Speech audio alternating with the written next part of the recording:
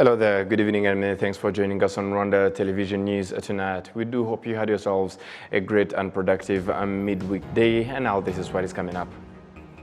Deputies in the Rwandan Parliament recommended that Rwanda Meteorology Agency has to be supported for the ability to announce the weather forecast at least 6 months before to reduce risks of disasters. Local and foreign investors have noted that the lack of long-term loans affects their investments, mainly due to the lack of investment banks and high interest rates in commercial banks.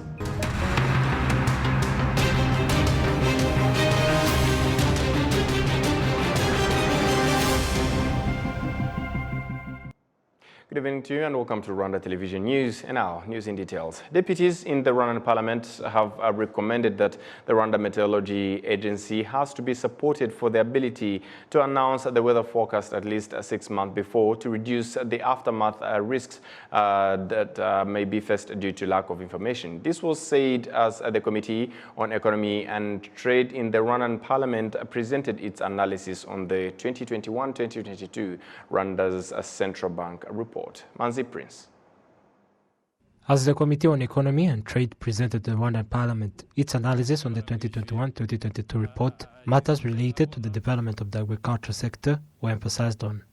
Hari ibintu bikomeye batubwiye ku kijyanye n'ikigo cya Meteo Rwanda. Icyambere batugaragarije ko They informed us about the Rwanda Meteorology Agency. First, they demonstrated that it operates in an uncomfortable zone. It does not have enough employees and budget. There is no specific commission in charge of informing cultivators about the weather forecast, and employees are not given enough trainings on equipment used. From here, I think we can have a conclusion because this agency is essential in such times as the climate change challenges are affecting people, and I would suggest that this agency should be given enough budget for citizens to be given essential weather information and help in prevention as we are in a climate changing season. Muri ibi bihe bikigenda gihindagurika ndetse kikanadutungura hakaba nibiza n'ibindi. The report also tackled an economic recovery resulted from the establishment of the Manufacture and Build to Recover program.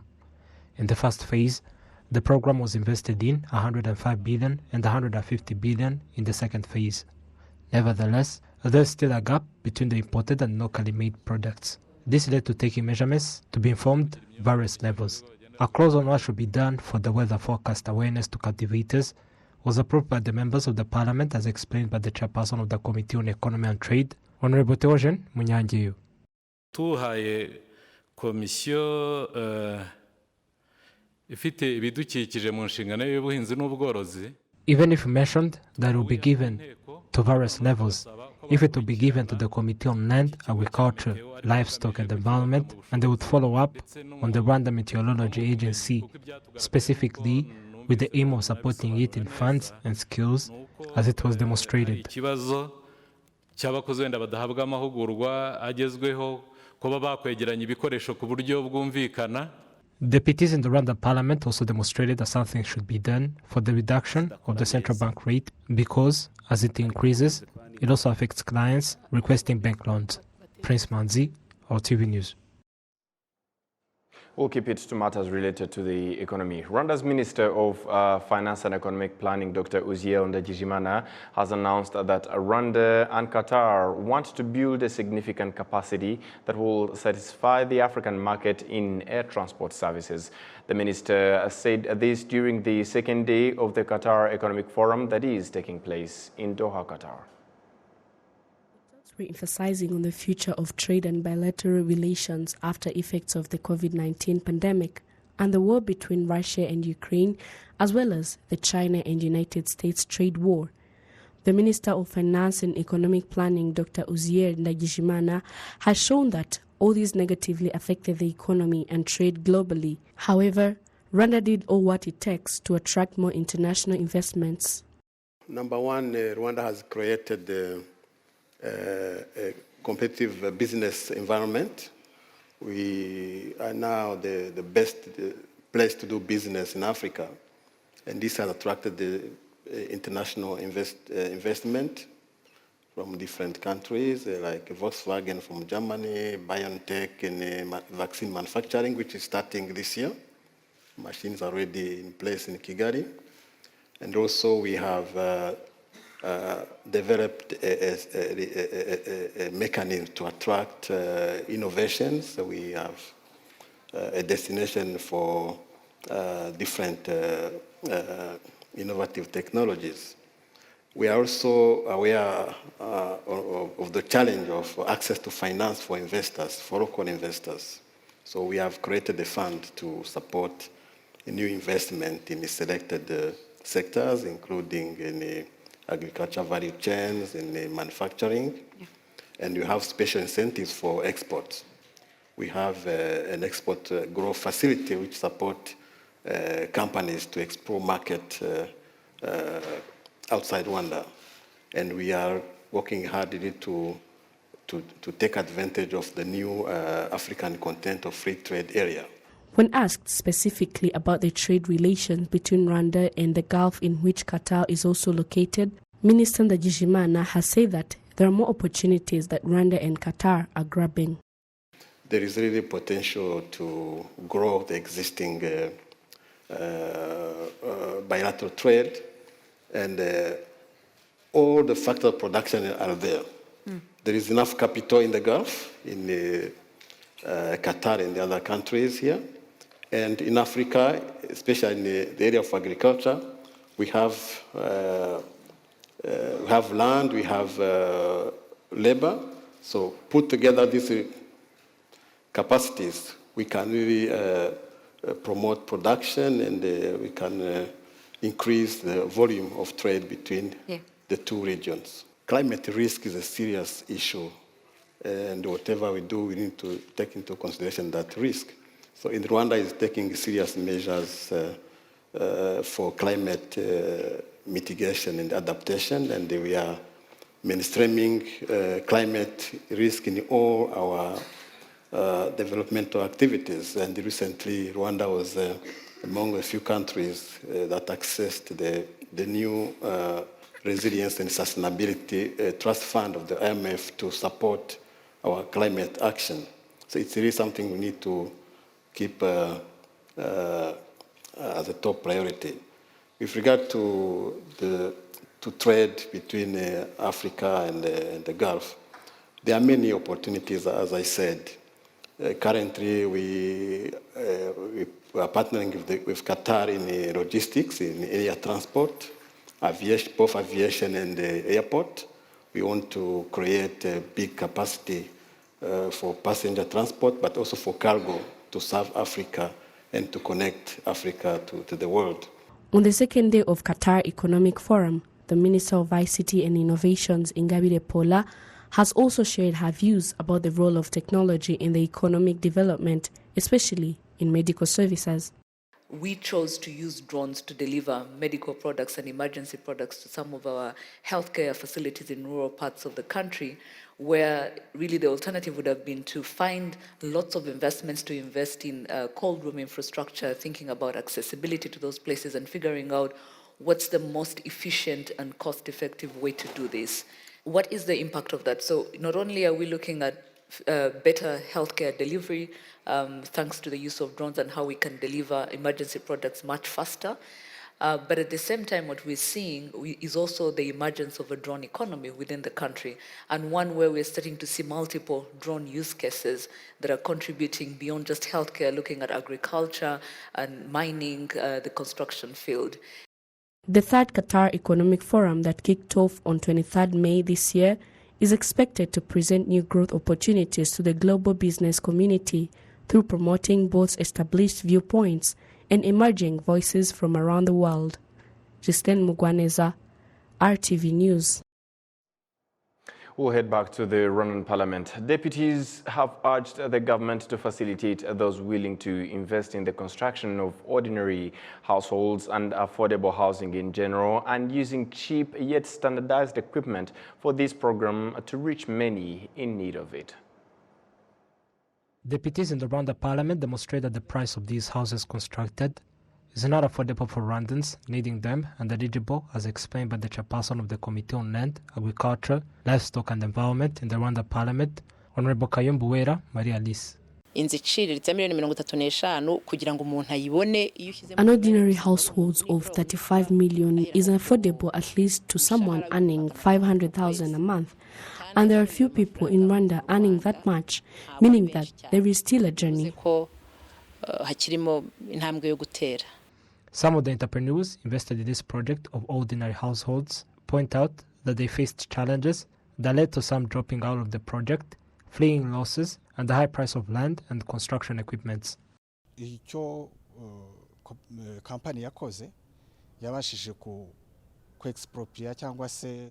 What the company did was to compensate those relocated and was able to build foundation with the help of the district. The issue was that Rwanda Housing Authority did not support in the journey. Rwanda Housing Authority, the Infrastructure Minister, Dr. Ernest Sabimana, reiterates that apart from entrepreneurs with low capital, some also joined the program lacking information and did not meet the requirements, and this made the government reoccupy back the land allocated to these investors as they would not make it beneficial.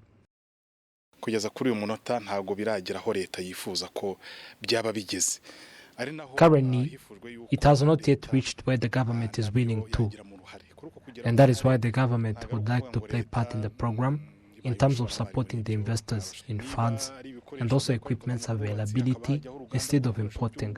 So all these are the measurements to proceed to another level. Other challenges that hinder this ordinary houses project include the Rwanda Housing Authority that did not make beneficial lands in Gasabo and Kicukiro districts. The authority was allocated a 38 hectares land worth 4 billion.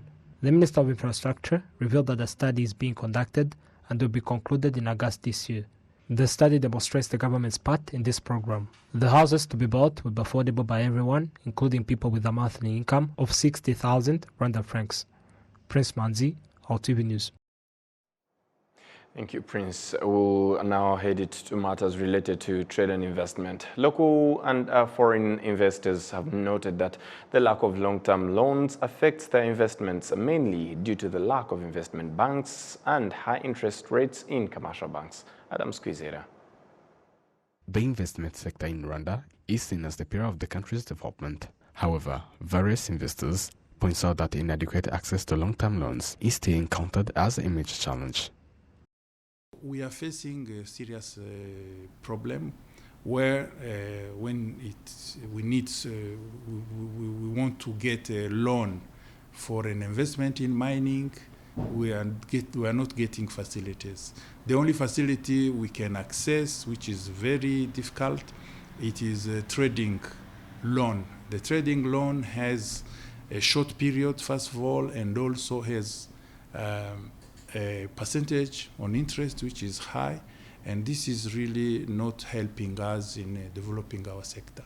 These investors find that there should be at least a guarantee fund that would facilitate the practitioners in this sector. Why can't we think about a guarantee fund like it is for other sectors? That is, maybe the government can help the sector, which is one of the key sector in the country, or think about getting an investment bank, because we can even encourage regional investment bank and also even continental investment bank. I think this is the only way we can get a solution. On Tuesday, the Prime Minister Dr. Edouard Nzirine, while addressing the participants of the 58th Africa Development Bank annual meeting in Egypt, he emphasized that in order to encourage the investment in Africa, it is necessary to remove some of the obstacles which still hinders this sector of investment on this continent. So we need really to keep mobilizing concessional funding, that's one. Second, we need to attract private investment, and as it was mentioned by the President of the SINA, to attract private capital, you need to de-risk some sectors. And de-risking sectors, removing those risks which prevent sometimes those private sector to come in, you need public money. and that public money would come from concessional financing. So it's a chain of things, and we need to fix those issues because if we want to attract private sector, you need to de-risk those risky sectors, and to risk them we need money, and that money comes from sometimes concessional financing or other part of public budget. The lack of financial institutions that oversees various investment projects in Rwanda is an additional barrier to other challenges based on the high interest rates offered by commercial banks, which seems to be a heavy burden for these investors and traders in Rwanda and Africa as well. Adam Squizera, RTV News. During the three-day training forum on public sector accountability that is taking place in Rusizi district, the attendants were encouraged to take action and be more responsive in the way they execute their functions while continuously seeking new ways to be more efficient and effective and smarter in their profession. Jeslen Mugwaneza. The Institute of Certified Public Accountants of Rwanda is hosting a three-day training forum on public sector accountability for the second time in Rusizi district, with an aim to exchange ideas, examine progress, and think through the future of the public sector. In the 221 institutions that were audited by the Auditor General, only 68% of them were found transparent. Alexi Kamuhire, the Auditor General, speaks about the challenges affecting some institutions that have poor accounting. For WASAC, it is an entity that wanted to work properly, and they wanted to develop in terms of services provided, as well as in its accountability. We mentioned on professionalism of employees. That is why ICPA has invited us here to analyze and provide solutions. Another issue is complex. We have institutions that have stable processes, but what we need are sustainable solutions. The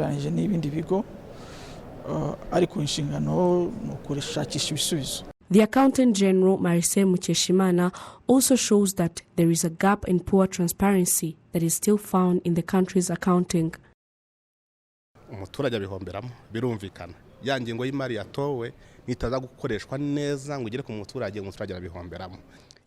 The citizen is a victim, obviously, if the budget is not properly managed. These are the issues still found. We still have challenges in projects preparations. When a project is not analyzed, this affects the implementation. Another thing is procurement. And here we will analyze what changes were made in terms of laws. There are institutions with idle assets. When you buy a property and it is not beneficial, you are generating losses to the government.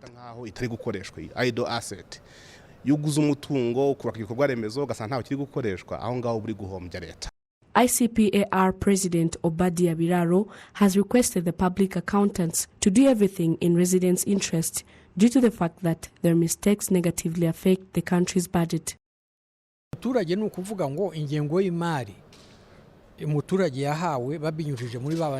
Here are the public trustees, the request for the budget, and the accountant is the one on the forefront to analyze if this is fair and true. All that have to reach citizens are to reach them through transparency. These are the professionals gathered here, and it is also beneficial to them.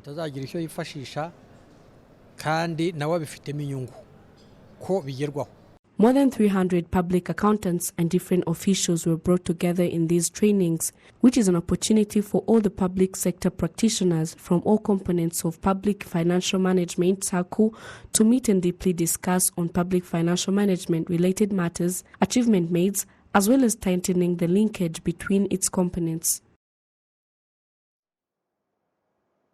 The International Union of the Francophone Press has pledged to play a role in fighting against genocide, denial and ideology and put efforts in programs aimed at promoting unity and reconciliation. Jessica Gassaro with the report. Rwanda's cooperation with the International Union of the Francophone Press, UFP, is being emphasized by the visit of the Secretary General of the UFP, Zara Nazarian, who is in Rwanda for a week. After arriving in the country, she paid homage to the Tutsi victim laid to rest at the Kigali Genocide Memorial. as a human that just saw the atrocities that have been committed during the genocide, but also as an Armenian, because I am an Armenian origin, and my people has lived the same horror 100 years before. And it's unfortunate to see how the atrocities of one people does not serve as a stop signal for other nations, other countries. This is the first one. And the second one, I would like to say you that I admire the courage and the willing of the reconstruction of this country, of the reconstruction of the society that will live together, that has to forgive so many things and to be oriented toward a future and not toward the past. The International Union of the Francophone Press declared that they are currently preparing a conference on the role of the media in combating genocide denial, which is scheduled to be held in Rwanda next year.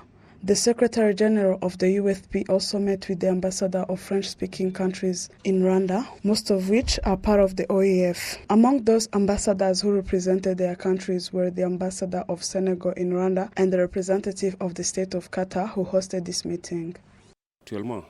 Nous nous rendons compte qu'à travers Twitter, à travers Instagram, à travers... Right now we have seen that through Twitter, Instagram and other social media, hate speech is on the rise, saying that we must do everything possible to prevent it from happening again.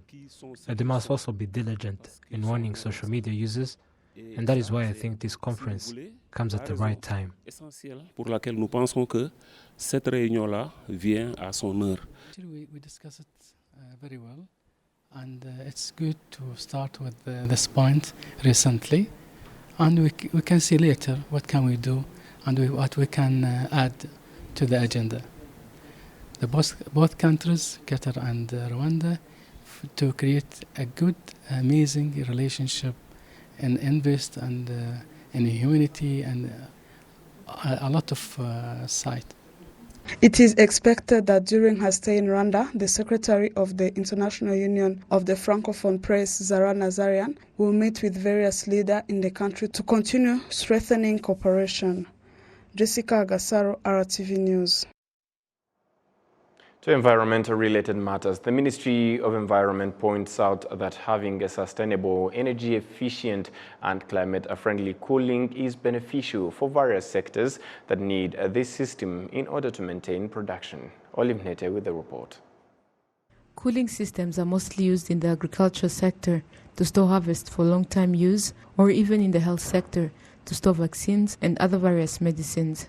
Since 2020, the government of Rwanda, in partnership with other key stakeholders, initiated the African Center of Excellence for Sustainable Cooling and Cold Chain to ensure safety and assist in storing various products needed on the market. According to various partners, having an energy-efficient and climate-friendly cooling system is seen as a sustainable solution. All of this is about preserving food systems, and we have seen it with the impact of COVID-19 and all the restrictions that led to so much losses of food. But also we have seen it with the impact of the war in Ukraine, where accessing certain commodities becomes difficult.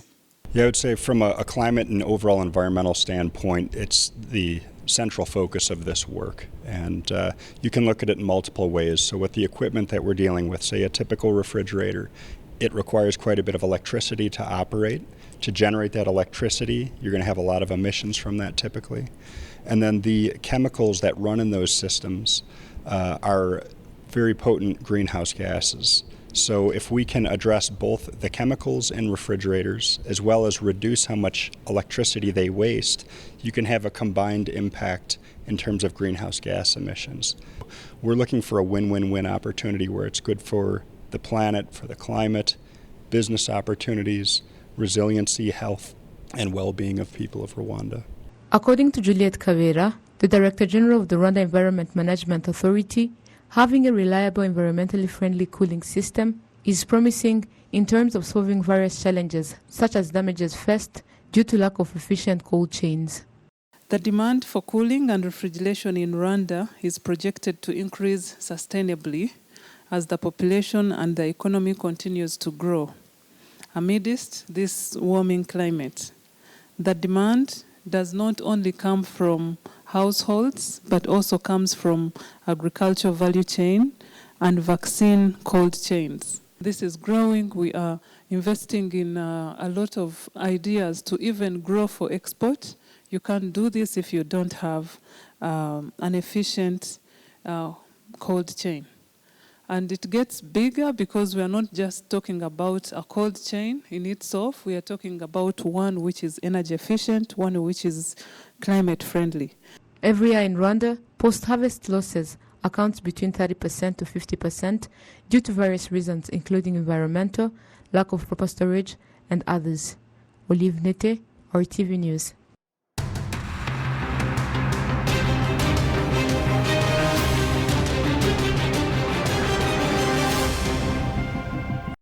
And on behalf of the entire news production as well as the technical team, thank you for being with us on this edition of Rwanda Television News. Up until next time, we wish you to stay safe and have a great evening. Goodbye.